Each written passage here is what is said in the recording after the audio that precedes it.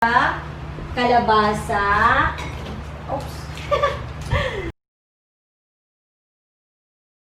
Magdadagdag tayo nitong magical. All in wonderful. More.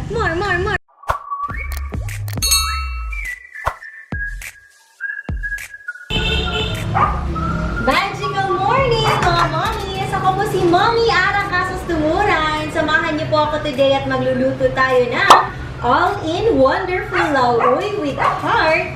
Paborito yun sa tanan tungod kay barato, easy to prepare, ug labaw sa tanan, healthy.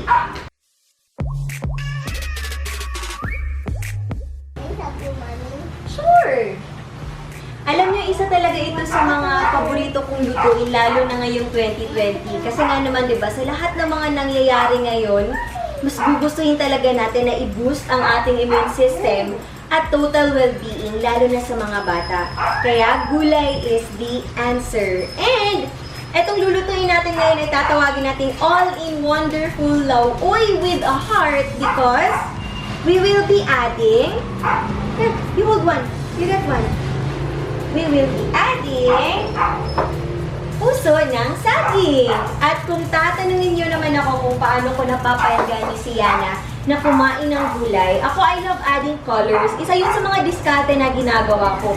So this time, we will add etong mais at bayabas. At para mas maging magical at all-in-wonderful itong ating lauoy, dadagdagan natin o lalagyan natin nitong Maggi Magic Sarap para magdagdag sarap and aroma of fresh onion and garlic. So, let's start!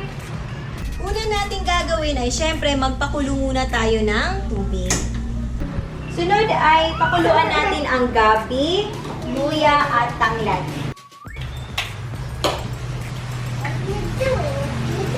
I am cooking. Do you want to watch? That's vegetable. You have your own ladle. Yes. So kahit na nanggugulo yung mga bata dyan, habang nagluluto tayo, okay lang yan. Kasi nga, di ba, dapat ine-expose natin sila sa kung ano yung ginagawa natin para mas mengganyo din sila na kumain. Lalo na pag nagluluto tayo ng gulay. So, isa yan sa mga secrets at diskarte na dapat nating matutunan. Lalo na sa mga first time. So many! So many? Wow! What's that? Pumpkin? Eggplant. Talong. Yes. Di ba yummy talong na? Yummy talong. Yummy talong. Yes. I'm happy. Healthy. Good job. Magical. And banana. Banana. Okay, we will eat banana later. Can you say magical? Magical. All in wonderful. Oh. What are you using? Magic sarap. Sarap. Rock. Okay.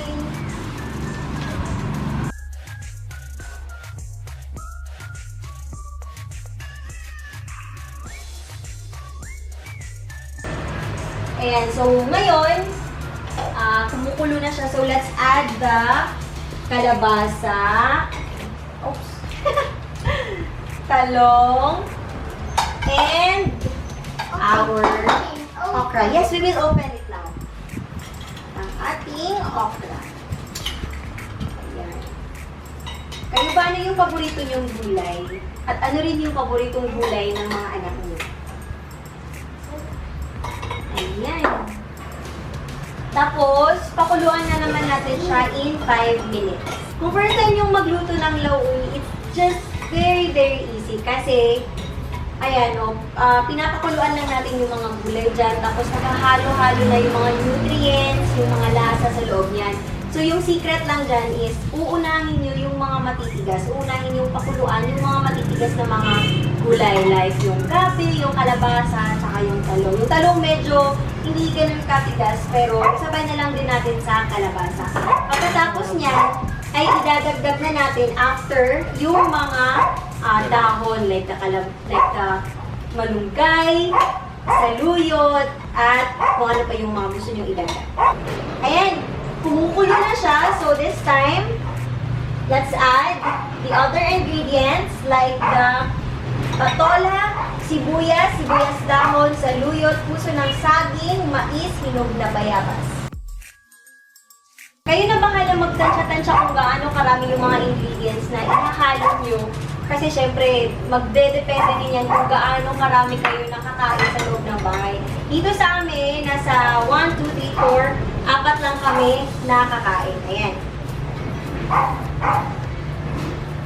Hahaluan din natin, of course, ng sibuyas.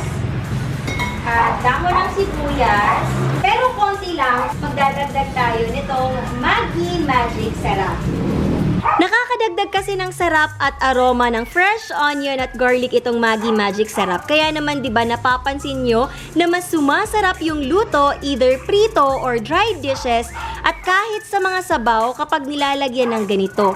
Kaya nga ang tagline ng Maggi Magic Sarap ay all in wonderful at all in wonderful sinabawang gulay. Magical nga, 'di ba? Hindi ito nawawala dito sa kusina, mas napapasarap talaga yung mga luto ko kaya ganado ang mga bata. Huwag natin kalimutan yung ating isda. Ayan. Are you okay, Be? You want to eat? Ako piniprito ko muna yung ating isda. Siyempre, pagkaprito niyan, yung pinapahiran ko ng Maggi Magic Sarap din yung isda para lumabas din yung aroma at mas nakakadagdag din ng sarap sa isda yung Maggi Magic Sarap. Alam nyo, etong Maggi Magic Sarap, hindi talaga ito nawawala dito sa kusina namin. Kasi, ito yung best friend ko, kumbaga, 'di ba? So, mga niluluto namin dito, nilalagyan namin ng Maggi Magic Sarap para mas sumarap siya. Lalo na yung mga pangmadalian ng mga luto, 'di ba? Ayan, eto na, Maggi Magic Sarap. Preferred namin yung ganito kalaki kasi yung ganito karami, yung 4 grams is good for 1 cooking na. So, sulit. At 2 pesos lang siya. Ayan! Are you excited to eat? Yes! Oh, slowly, slowly. Sige, you can put it. Wow! Ayan.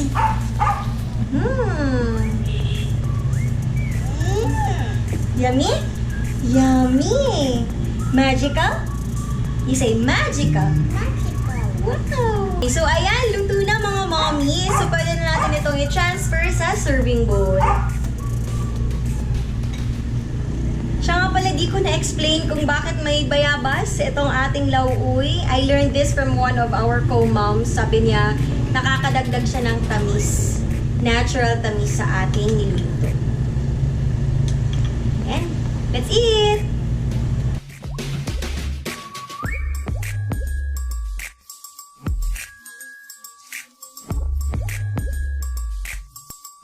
So far, yun yung mga tips ko kung paano magluto ng all-in-wonderful lauoy with a heart. Ayan. So this time, papakainin natin si Yana ng gulay. Pinaka-tip ko talaga kung paano natin napapaengganyo, kung paano ko napapaengganyo personally si Yana na kumain ng gulay.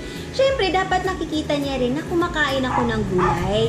Mga mommies, tandaan natin na the children will always mimic what adults do. Yummy? Yummy! Say magical! All in wonderful! More. More!